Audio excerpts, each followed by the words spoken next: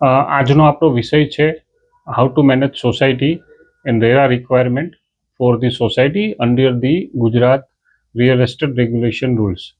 આપણે પહેલાં સૌપ્રથમ ચર્ચા કરીશું રેરા આવતા પહેલાં જે પણ બિલ્ડરો સાઇટ કરતા હતા એ કોઈ પણ સાઇટની અંદર સોસાયટી ક્રિએટ નહોતી થતી અને ફક્ત એસોસિએશન ઓફ પર્સન એટલે કે 500 રૂપિયાના સ્ટેમ્પ પેપર પર એક નોટરી ડોક્યુમેન્ટ બનાવવામાં આવતું જેની અંદર સામાન્ય બધા બાયલોઝ લખવામાં આવતા કે ભાઈ આ જે સાઇટ છે એનું એક આ એઓપી છે અને એઓપી સોસાયટીનું કોમન મેન્ટેનન્સનું કામ કરશે. એઓપીના ગેરફાયદા છે કારણ કે રજિસ્ટર્ડ એસોસિએશન નથી, એ ફક્ત 500 રૂપિયાના સ્ટેમ્પ પેપર ઉપર એને ક્રિએટ કરવામાં આવે છે અને ઇન્કમ ટેક્સમાંથી પેન કાર્ડ લેવામાં આવે છે, એટલે એને ક્યાંય કોઈ પણ કાયદા હેઠળ ગુજરાતની અંદર લીગલ માન્યતા આપવામાં નથી આવતી.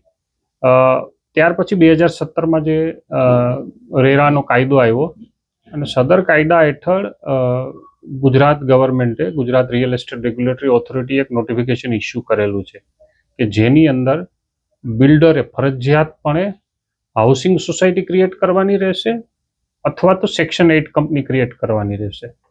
આ ક્રિએટ કર્યા પછી કોમન ફેસિલિટી અને મેન્ટેનન્સના પૈસા સોસાયટીને આપવાના અને પછી સોસાયટી એમની આગળ બધી જ જાતની જાળવણીની જવાબદારી ઉપાડવી પડશે.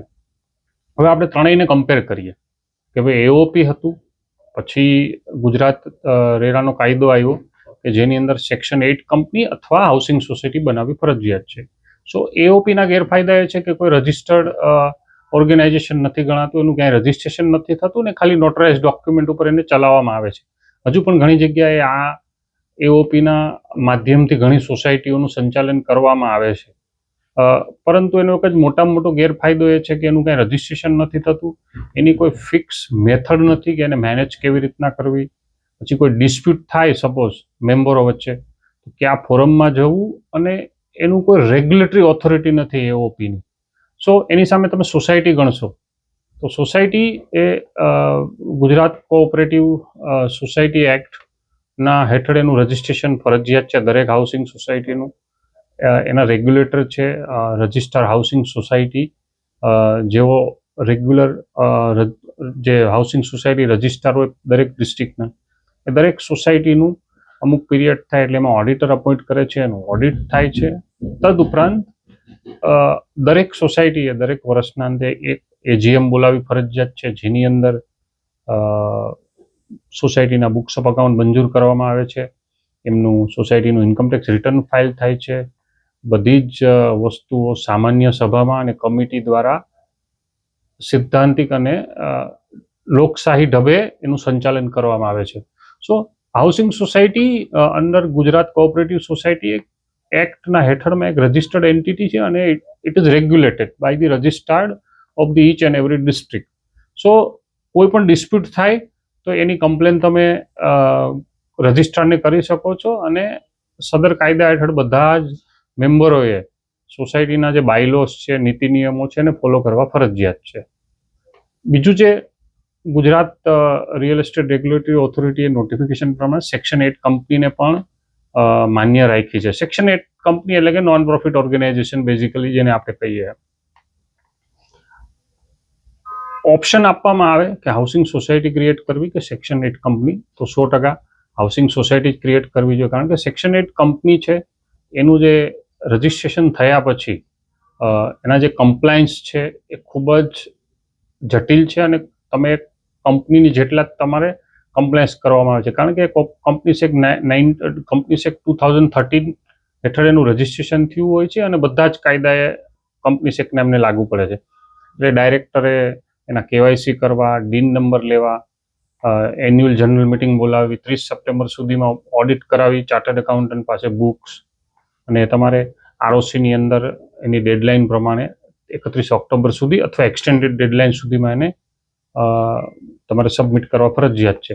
તદુપરાંત જે ઓડિટની પ્રક્રિયા છે એ કંપની જેવી જ છે, કારણ કે કંપનીસ એક્ટ 2013માં એનું રજિસ્ટ્રેશન થયેલું છે. સો કોસ્ટની રીતે પણ રજિસ્ટ્રેશનથી માંડી અને કમ્પ્લાયન્સ એ ખૂબ જ જટિલ છે અને તમે જ્યારે હાઉસિંગ સોસાયટી મેનેજ કરતા હોય છે ત્યારે એની અંદર વારે ઘડીએ કમિટી બદલતી હોય છે. સો તમારે દર વખતે ડાયરેક્ટરને ચેન્જ કરવા તો એ તમારે ત્યાં પ્રોસેસિંગ ફી ભરવી પડે છે. તદુપરાંત જે કોઈ પણ ડાયરેક્ટર સેક્શન 8 કંપનીમાં હશે અને જો સોસાયટીથી કંઈ પણ ભૂલ થઈ ગઈ કમ્પ્લાયન્સમાં કોઈ પણ કારણોસર, તો એ ડાયરેક્ટર પોતે એના પોતાના ડીનમાં નેગેટિવ ઇમ્પેક્ટ આવશે અને પોતે જો કોઈ રેગ્યુલર કંપની ચલાવતા હશે તો ત્યાં પણ એની ઇમ્પેક્ટ આવી શકે છે. સો ત્રણેયમાંથી એઓપી કે જે હવે તો રેરાના કાયદા પ્રમાણે માન્ય જ નથી અને હવે તો કોઈ પણ બિલ્ડર તમને એઓપી ક્રિએટ કરીને હેન્ડઓવર કરશે જ નહીં, કારણ કે એ સેક્શન 8 કંપની અથવા હાઉસિંગ સોસાયટી ક્રિએટ કરવા માટે બંધાયેલો છે. સો હું કમ્પેર કરું કે હાઉસિંગ સોસાયટી કે સેક્શન 8 કંપની, તો 100% હાઉસિંગ સોસાયટીમાં જ જવું જોઈએ, કારણ કે કમ્પ્લાયન્સ બર્ડન ઓછા છે, કોસ્ટ ઇફેક્ટિવ છે, ઓડિટનો ખર્ચો ઓછો છે અને easy to maintain and manage છે.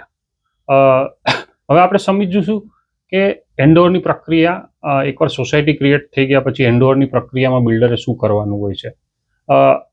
રેરાના કાયદા પ્રમાણે જે ઘર ખરીદનાર વ્યક્તિની પણ ફરજ આવે છે કે જ્યારે પણ બિલ્ડર એમને સોસાયટી રજિસ્ટ્રેશન માટેના ડોક્યુમેન્ટ સહી કરવા અથવા કોઈ પણ સપોર્ટની જ્યારે પણ બિલ્ડરને જરૂરિયાત હોય છે, તો સદર કાયદા રેરાના કાયદા હેઠળ દરેક અલોટી એટલે કે ઘર ખરીદનાર કે કોમર્શિયલ શોપ કે જે પણ યુનિટ ખરીદનારની ફરજ છે કે બિલ્ડરને કોઓપરેટ કરે દરેક રીતે રજિસ્ટ્રેશનની પ્રક્રિયામાં.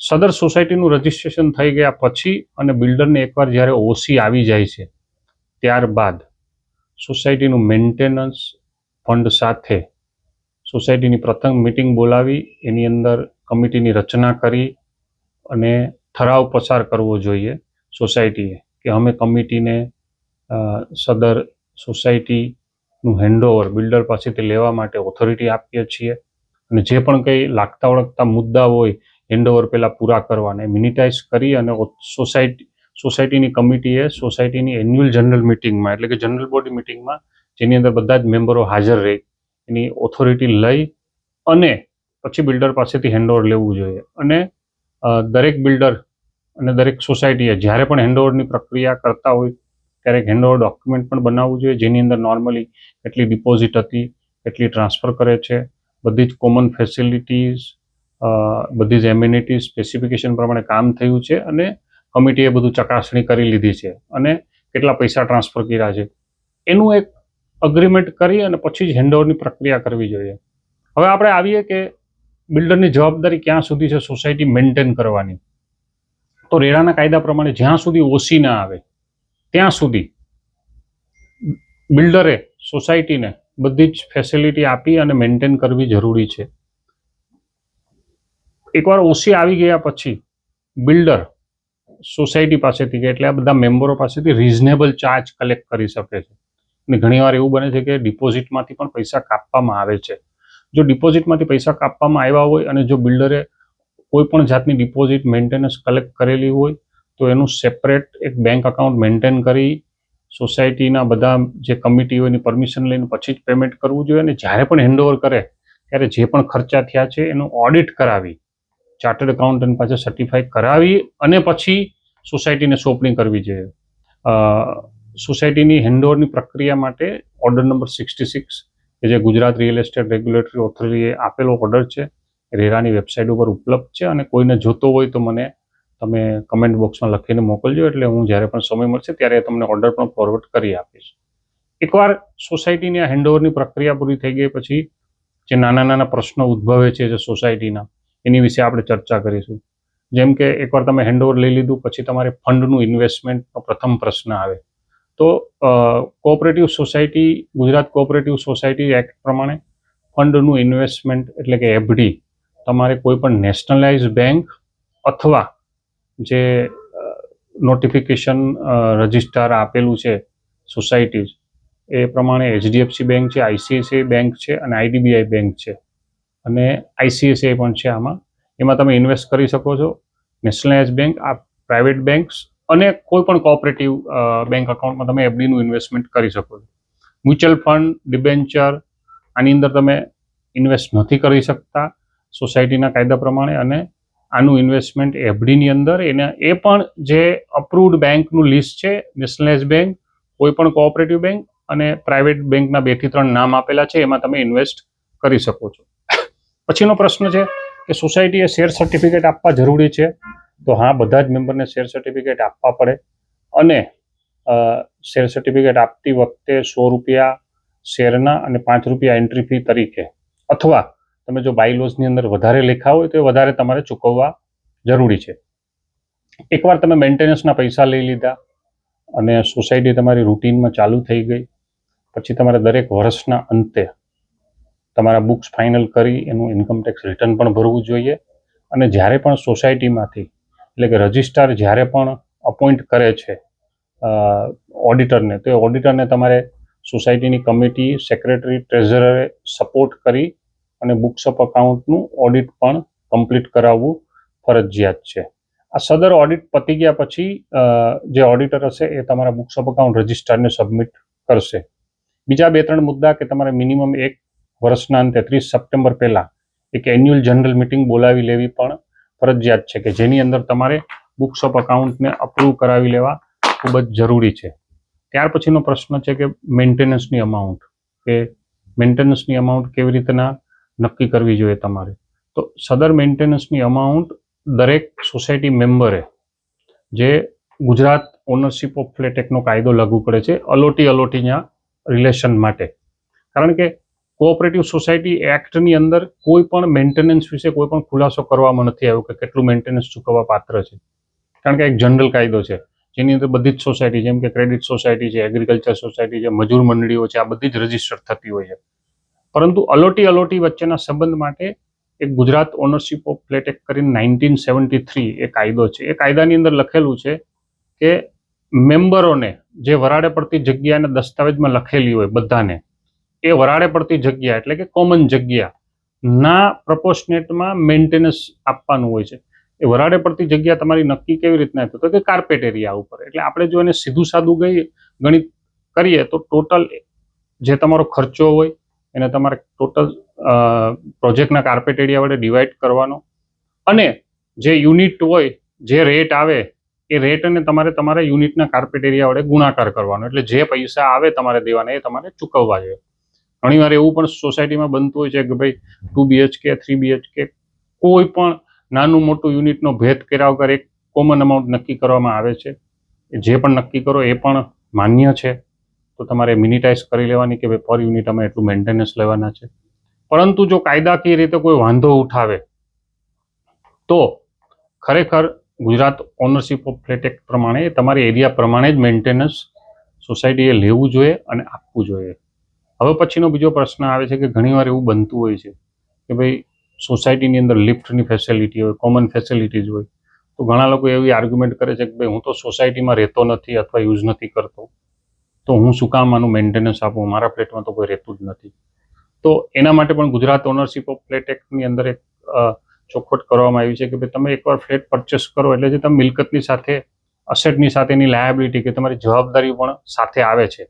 અને તમે એવું ના કરી શકો કે ભાઈ મારે આ સદર વસ્તુ નથી જોતી, કે તમે એને તમારા ફ્લેટથી ડિટેચ એટલે અલગ ન કરી શકો. ભાઈ મારે ગાર્ડન યુઝ નથી કરવું, કોમન ફેસિલિટી નથી યુઝ કરવી, એટલા માટે હું આનું ચૂકવણી નહીં કર્યું.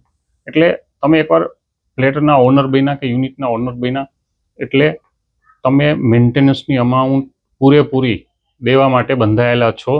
તમે કોમન ફેસિલિટી યુઝ કરો, તમે પહેલા માળે રહેતા હોય, તમે લિફ્ટ યુઝ ન કરતા હોય, છતાં પણ તમારી જવાબદારી સંપૂર્ણપણે બનતી હોય છે. પછીનો એક પ્રશ્ન એ છે કે ભાઈ સોસાયટી ટ્રાન્સફર ફી લઈ શકે કે નહીં. લાસ્ટ યર જ્યારે કાયદો ચેન્જ થયો એ પહેલાં ખાલી હાઉસિંગ સોસાયટી ટ્રાન્સફર ફી લઈ શકતી, સર્વિસ સોસાયટી ન લઈ શકતી. સર્વિસ સોસાયટી એટલે કે જે કોમન ફેસિલિટીની જાળવણી માટે બનાવવામાં આવી હોય અને જેના નામે કોઈ ઇમૂવેબલ પ્રોપર્ટી ન હોય. અત્યારે જે પણ બધી સોસાયટીઓ બને છે સર્વિસ સોસાયટીઓ જ બને છે. લાસ્ટ યર કાયદો ચેન્જ થયા પછી 0.5% સેલ્સ વેલ્યુના અથવા ₹1,00,000 જે પણ ઓછું હોય એ તમે ટ્રાન્સફર ફી તરીકે સોસાયટી મેમ્બર પાસેથી લઈ શકે છે. એટલે કે ધારો કે તમારે લોઅર અમાઉન્ટ રાખવી હોય, ₹25,000 ફિક્સ રાખવી હોય, તમે રાખી શકો છો.